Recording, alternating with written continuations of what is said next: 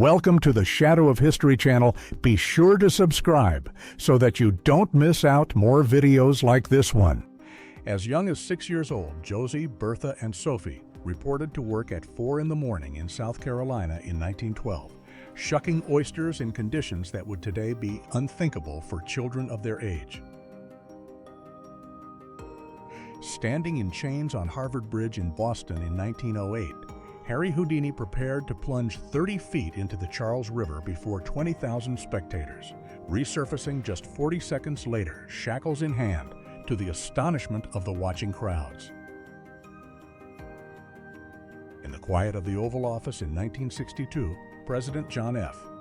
Kennedy shared a private moment with his young son, offering a rare and tender glimpse into the personal life of one of America's most iconic leaders.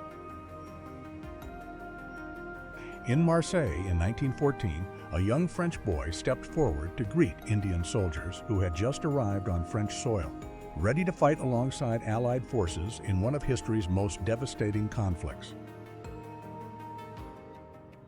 On the 3rd of April 1945, American soldier Ivan Babcock of the 165th Signal Photo Company posed wearing a replica of the imperial crown of the Holy Roman Empire, discovered among treasured artworks hidden by the Germans in a cave in Siegen, Germany. Captured in Oregon in 1939, an unemployed lumber worker and his wife traveled to the bean harvest, his Social Security number tattooed on his arm identifying him as Thomas Cave, a quiet symbol of hardship during a difficult era. Standing in full assault gear in 1934, a Polish police officer presented a striking image of discipline and readiness, photographed in a country that would face unimaginable devastation just 5 years later. Fresh from his Harvard graduation in the summer of 1940, a young John F. Kennedy stood for a photograph, having once written in his application that to be a Harvard man was an enviable distinction he sincerely hoped to attain.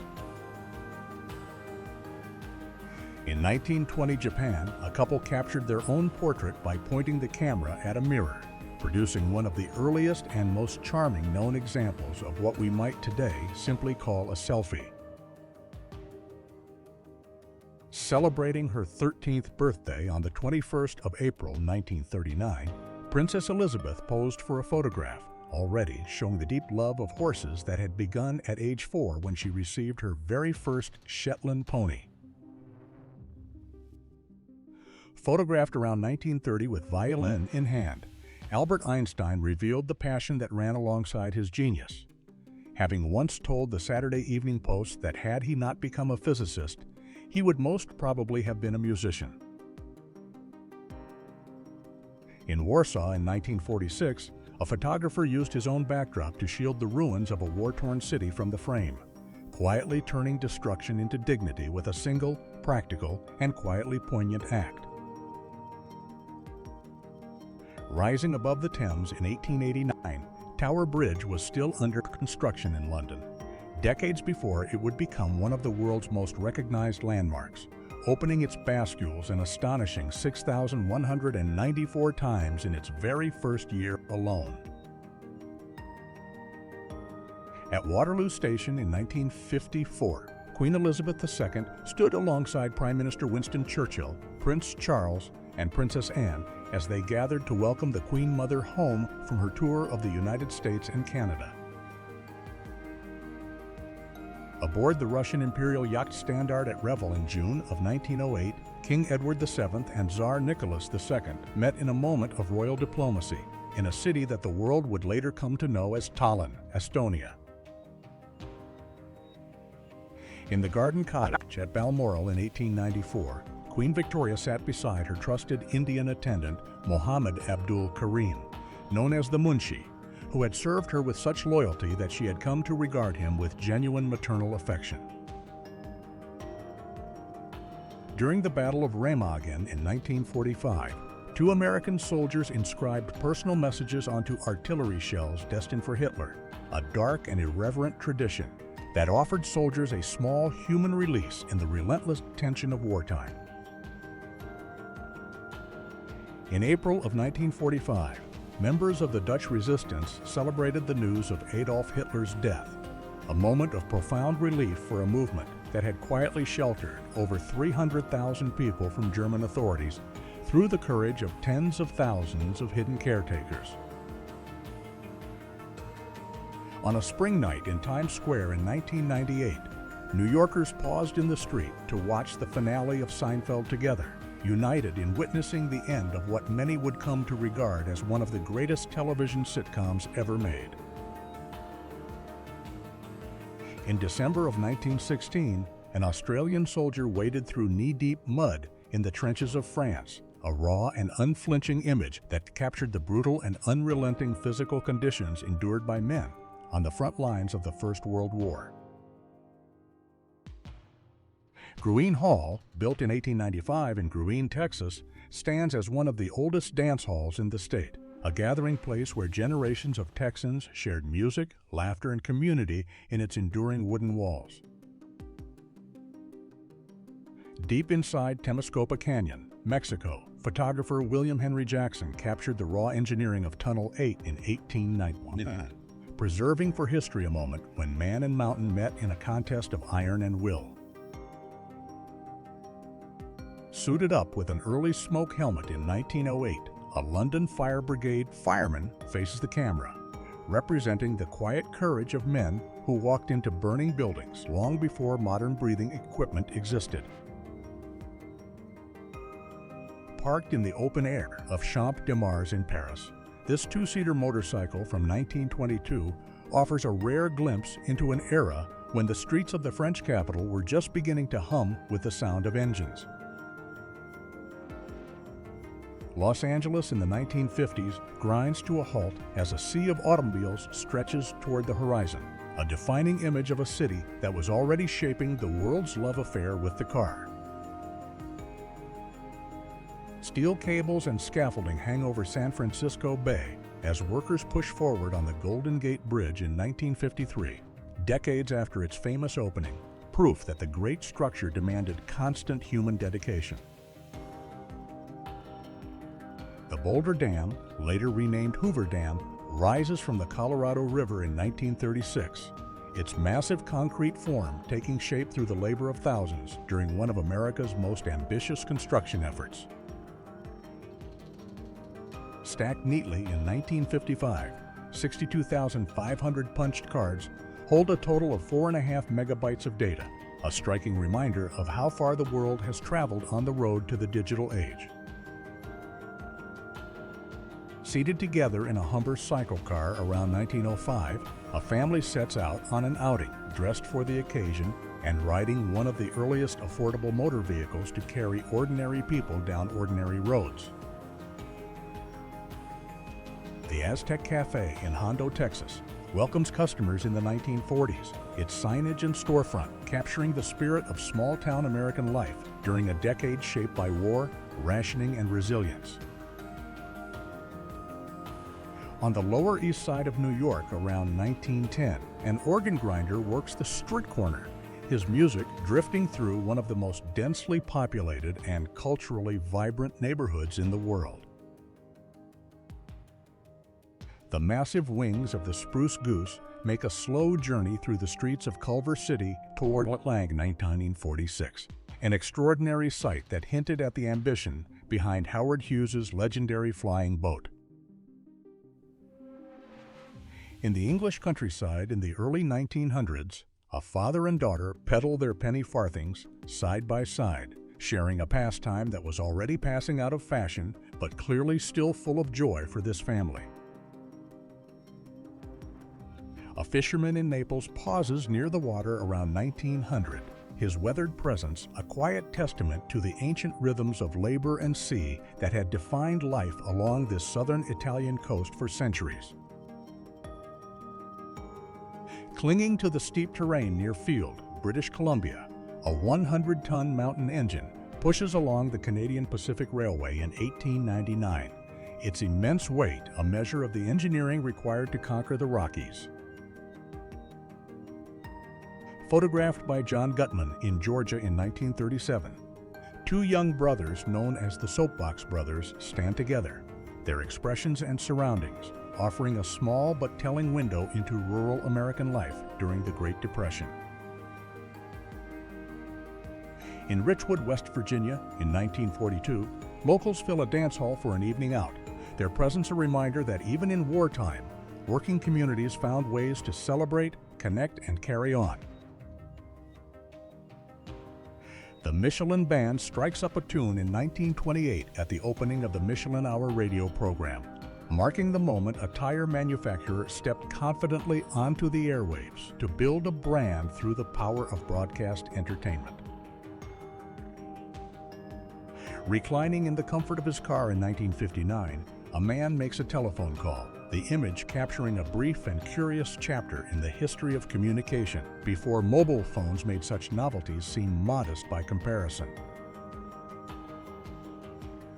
Rome in 1959 is a blur of scooters, bicycles, and automobiles as commuters fill the city's streets during rush hour, a vivid portrait of post-war Italian life, finding its footing in an age of rapid modernization. A woman in traditional dress harvests grapes along the Ionian coast of Calabria, Italy, in the 1920s, her work connecting her to a landscape and a way of life that had remained largely unchanged for generations. In 1899, diver Emil Rakovica is photographed beneath the surface of the sea by Louis Boutin in one of the earliest underwater photographs ever taken, opening a new window onto a world that most people had never seen. Ernie Hudson, Bill Murray, Dan Aykroyd, and Harold Ramis stand together on the set of Ghostbusters in 1984, four actors at the center of a film that would become one of the most beloved comedies of its generation. Crowds of adults flocked to the Panama Slide at Coney Island in New York City after it opened in 1908, drawn to one of the waterfront's most popular new attractions during an era when amusement parks were redefining public leisure. Washed ashore on the beach at Hastings, Sussex in April 1919, a German submarine from the First World War rests in the sand, an unlikely and haunting relic of a conflict that had ended just months before. Locked in the Arctic ice during Fridtjof Nansen's Fram expedition of 1893 to 1896, the ship endures one of the most daring Norwegian attempts ever made to reach the geographical North Pole. The Addams Family poses together in 1964, their darkly comic elegance and cheerful embrace of the macabre, making them one of television's most distinctive and enduring households of the decade. A train hauls copper ore across a high trestle bridge at Bingham, Utah in 1914, the structure itself a symbol of the industrial scale at which America was mining and moving raw materials during the early 20th century. Two villagers attend the Bidford Mop annual fair in the English county of Warwickshire around 1900, participating in a tradition whose roots stretch back centuries into the rural customs of English market towns. Windsurfing emerges as an unlikely pastime in the early 1900s, a photograph showing that the human desire to harness wind and water for recreation had found expression long before the sport became widely known.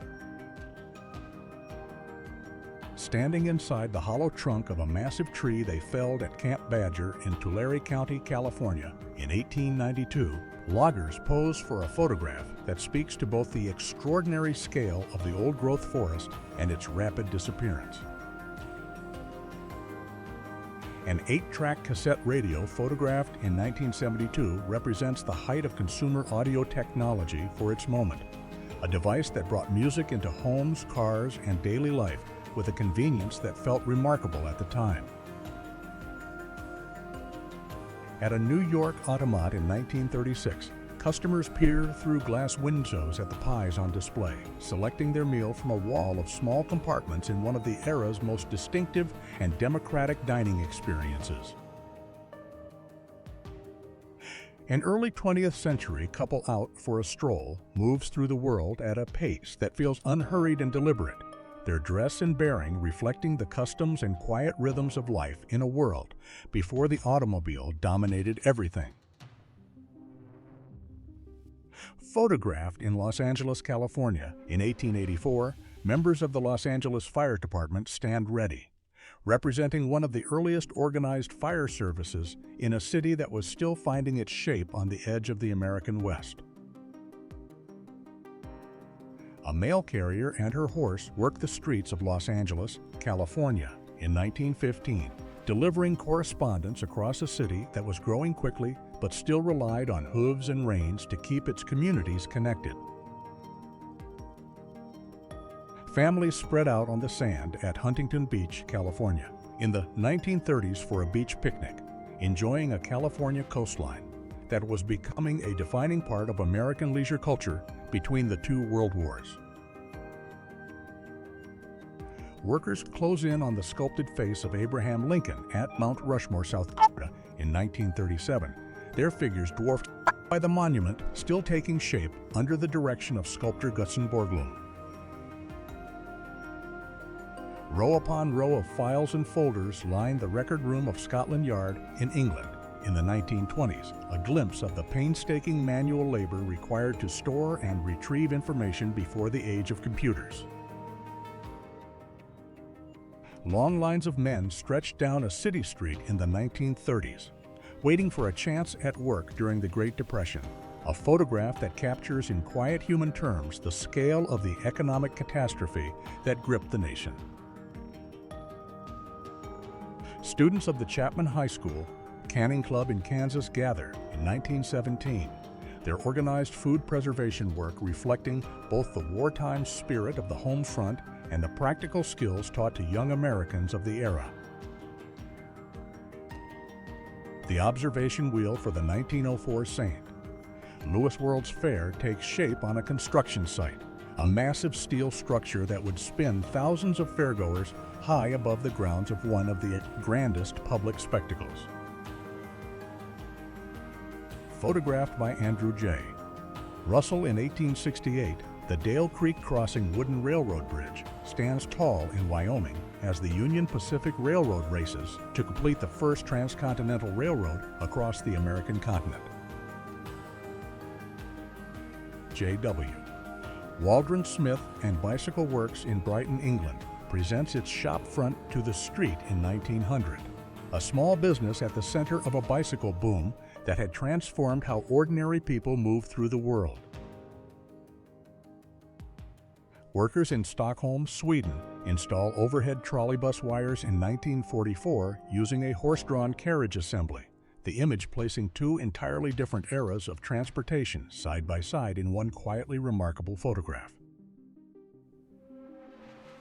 Downtown Florence, Alabama, photographed in June 1942, shows a main street alive with activity, its storefronts and sidewalks, preserving the texture of everyday American town life in the midst of the Second World War. Two women posed in 1936 alongside a 1897 Holden crank-drive motorcycle and a 1936 500 New Imperial Twin, a photograph that quietly spans nearly 4 decades of motorcycle design in a single memorable frame. On a Saturday afternoon in 1940, farmers gather on the porch in front of the post office in Linwood, Kentucky, to sit, talk, and pass the time, a scene of unhurried rural sociability that photographs from this era preserve with great warmth. General Electric's refrigerator from 1929 stands as a landmark in domestic technology, one of the first widely available electric refrigerators to bring reliable cold storage into American homes and reshape how families stored and thought about food. A couple pauses to admire balanced rock in the Garden of the Gods near Colorado Springs, Colorado, in the 1920s, taking in one of the American West's most striking geological formations during an era of growing national enthusiasm for outdoor recreation. Estonian engineer Uno Porti sits aboard his self-designed hydrocopter in Viljandi, Estonia, in 1912, a photograph documenting an early experiment in personal watercraft technology at a time when inventors around the world were racing to conquer new frontiers of movement. At a Paris street corner in 1956, a small booth offers on-the-spot sewing and alterations to passers-by, captured by photographer Violette Cornelius in a quiet scene of practical urban ingenuity that feels both timeless and deeply rooted in its moment. The Los Alamos nuclear facility in New Mexico appears in a 1974 photograph. Its buildings and infrastructure a visible reminder of the site's central role in the development of nuclear technology since the Second World War. A cluster of newsboys crowds Greeley Square in New York in 1903. Their presence on the street corner a snapshot of the child labor that was woven into the fabric of American urban commerce at the turn of the 20th century. Gus Cafe in Waco, Texas in 1949 opens its doors to the community, its storefront and signage reflecting the everyday commercial life of a post-war Texas town, finding its footing in a decade of growth and change. Children line up for goat carriage rides in Central Park, New York City in 1904, a popular amusement of the era that turned one of the world's great urban parks into a place of wonder and gentle adventure for the city's youngest visitors. The Dynasphere, a monowheel vehicle patented in 1930 by John Archibald Purves of Taunton, Somerset, was capable of reaching speeds of 25 to 30 miles per hour. A bold and eccentric experiment in personal transportation that never found its way to the open road. Women kneel beside the waterways of Nice, France in 1908 to wash their laundry, the scene capturing a method of domestic labor that had changed little over centuries and was still part of everyday life in cities across Europe. The BMW Isetta 300, photographed in 1963, presents its compact bubble car design to the world, a vehicle that emerged from post-war European ingenuity as an affordable and fuel-efficient answer to the transportation needs of a continent rebuilding itself. Wilbur Wright lies at the controls of the damaged Wright Flyer at Kitty Hawk, North Carolina. On December 14, 1903, the image recording the moment after an unsuccessful trial that would precede, by just days, one of the most important flights in human history. A bookmobile travels the roads of Virginia in the 1950s, bringing library books directly to communities that had no easy access to a local branch, a quiet act of public service that shaped the reading lives of countless rural Americans. Cow shoes confiscated from moonshiners in 1924 were designed to leave hoof prints rather than human footprints, a creative attempt to outwit prohibition agents during one of the more inventive chapters in America's long experiment with banning alcohol.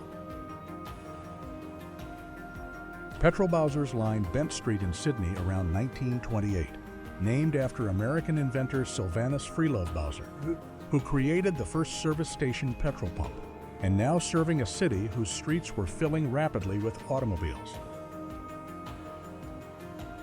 A photograph taken in Venice, Italy, in the late 19th century captures the city's canals and architecture in an era before mass tourism, preserving the timeless atmosphere of a place that had remained visually unchanged for centuries. Ford Model T automobiles moved steadily along an assembly line in the 1920s, the scene embodying the revolutionary manufacturing methods that had made the car affordable for millions of American families and transformed the country's relationship with distance. A carriage horse drinks from a water bucket on the streets of New York City in the early 1900s, a small but telling reminder that the city's economy and daily life still depended heavily on animal labor even as the automobile age was beginning. Photographed in the early 1900s, Niagara Falls appears frozen in a remarkable winter scene, its thundering curtains of water transformed by extreme cold into vast formations of ice that drew awe from all who witnessed them. A Washington, D.C. officer poses proudly with his motorcycle in 1924, the image capturing the early adoption of motorized vehicles by law enforcement in a city where the modern police force was still taking its modern shape. Westminster Bridge in London in 1903 carries a steady flow of carriages, pedestrians, and early motor vehicles, offering a snapshot of a city in transition, balanced precisely between the age it was leaving behind and the one it was moving toward.